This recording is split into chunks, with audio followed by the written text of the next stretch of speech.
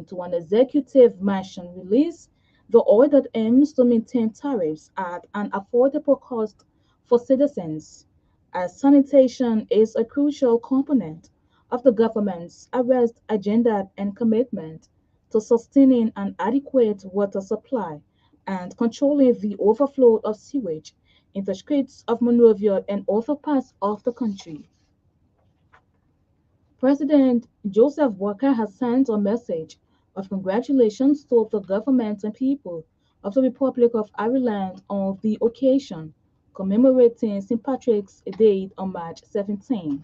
St. Patrick's Day, or the Feast of St. Patrick, is a cultural and religious celebration held on March 17, the traditional death date of St. Patrick, the foremost patron saint of Ireland. In his message to his Irish counterpart, President Mark Hall Higgins, the Liberian leader extended on behalf of the government and people of Liberia and in his own name, sincere congratulations to the government and people of Ireland. According to a foreign ministry release, President Walker stressed that Ireland and Liberia have shared similar engagement on the international scene, such as the promotion of human rights, democracy, and adherence to the rule of law. Foreign Minister Sarah Beslow Yanti has announced a major decision cancelling all diplomatic passports. Minister Yanti said people bearing multiple diplomatic, official, and service passports, regardless of the duration of the validity period, will be cancelled with immediate effect. According to the Foreign Minister, failure to comply by April 25 of this year will result in the passports being deemed invalid and unusable. During a press briefing at the Ministry of Information on Monday, Minister Yanti stated that the government does not have a comprehensive record of individuals in possession of Liberian diplomatic passport. She said the mandate comes as part of the government's commitment to ensuring the proper use and accountability of diplomatic passports. Moreover, it was made known that the deadline set by Minister Yanti aims to streamline the process and address any potential misuse of diplomatic privileges. The minister admonished individuals affected by the order to promptly return their diplomatic passports to avoid any disruptions. During the administration of former President George Weah, there was a major passport scandal involving the sale of Liberian diplomatic passports. The situation led to the indictment of then Passport Director Andrew Wamploot, who later fled the country. According to pundits, the latest decision by Foreign Minister Sarah Beslow Yanti will restore the dignity of the Liberian diplomatic passport. In a related development, the United States government says it welcomes the latest measure taken by the government of Liberia to withdraw all diplomatic passports. According to the U.S. Embassy near Monrovia, the measure is intended to ensure all diplomatic, official, and service passport holders meet official eligibility requirements.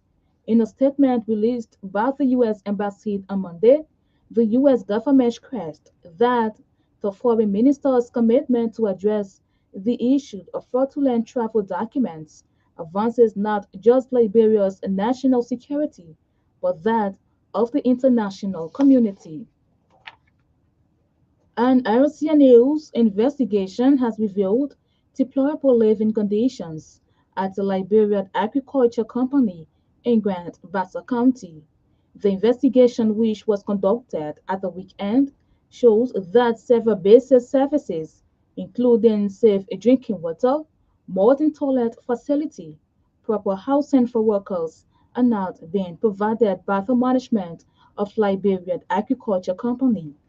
During the exercise, an employee of the company, Daniel Bayoka, lamented that, like, is providing one bedroom house for each family head, regardless of the number of children he or she has.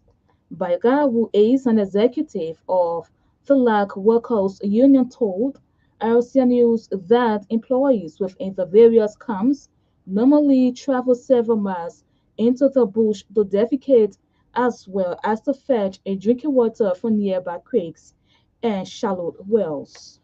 Daniel Bayoka is meanwhile calling on national government to review on the Liberian Agriculture Company to improve the standard of living for its employees. Senator Nathaniel McGill has called on the government of Liberia to cancel the 21 million United States dollar road contracts awarded to field contractors by the Public Works Ministry on credit. Senator McGill said the contracts are in violations of the Constitution as well as the Public Procurement and Commission Law and the Public Financial Management Act. According to the Miami County Senator, the legislature in February this year approved 2 million US dollars to support President Joseph Boaká's 100-day deliverables. However, he noted that with no budget passed yet for the current fiscal year, the Ministry of Public Works has gone ahead to award road contracts in the tune of 21 million US dollars on a letter to proceed which would authorize the companies to credit on behalf of the government to finance the projects. Speaking at a press conference in Monrovia Monday, Senator Michael urged the contracts be cancelled. He also warned the contractors not to proceed while calling on the commercial banks not to credit the government for these road contracts. If you're just joining us, this is a reminder that you are listening to a bulletin of news coming to you from the News and Current Affairs Department here at the Renaissance Communications Incorporated.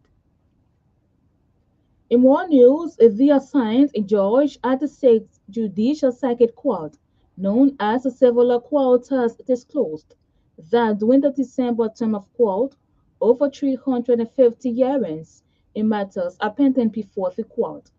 Judge Goddard Elliott, according to RCA judicial correspondent, said most of these hearings are centered upon the disposition of law issues, motion for investigative survey, divorce, and summary proceedings against magistrates.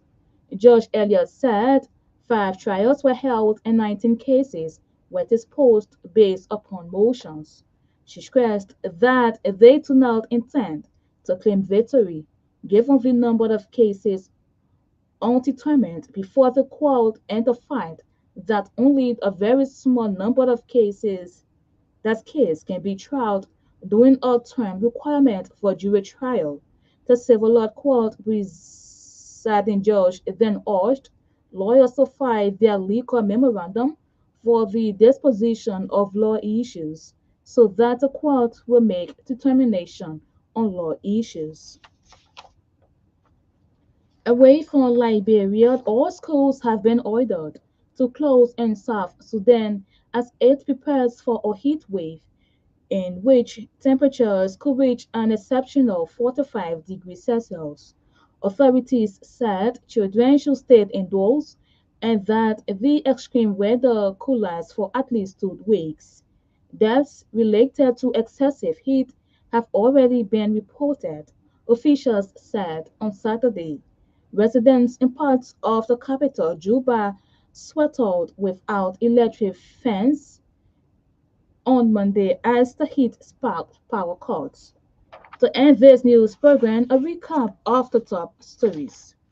President Joseph Boaká has issued an executive order to exempt the Liberia Water and Sewer Corporation from paying customs duties on certain items. Foreign Minister Sarah Beslow Yanti has announced a major decision cancelling all diplomatic passports. An RCA News investigation has revealed deplorable living conditions at the Liberian Agriculture Company in Grand Bassa County.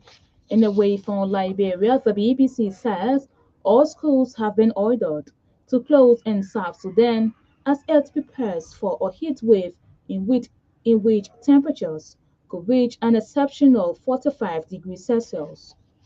That's IOCA News Bulletin at 7. My name is Olivia Bawon. Good evening.